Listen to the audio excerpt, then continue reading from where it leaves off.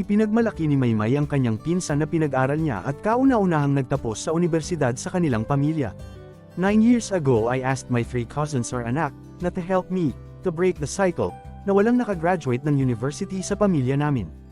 Thank you Bray, hindi mo sinayang lahat ng pagsisikap ko sa trabaho para mapag-aral ko kayo, ayon sa post ni Maymay. Aniya pa, wala siyang hinihinging anumang kapalit sa ginawa niyang pagpapaaral sa pinsan na si Bray. Lagi mo tinatanong, kung ano ang gusto kong sukli, sa sakripisyong pagpili kong buhayin kayo magkakapatid, ang masasabi ko lang Bray, ay wala kang obligasyon na suklian ang pagtulong ko sa inyo, dahil mahal kita, nang walang kapalit, makita ko lang na matupad niyo ang mga pangarap niyo, at kaya niyo nang tumayo sa mga sarili niyong mga paa, ay sobra pa sa kayaman, na meron dito sa mundo Bray, dagdag ni Maymay. Salamat dahil tinupad mo pangarap mo, dahil ang pangarap mo, ay pangarap ko din. Isa ito sa napakalaking biyaya at achievement sa buhay ko, sabi pa ni Maymay.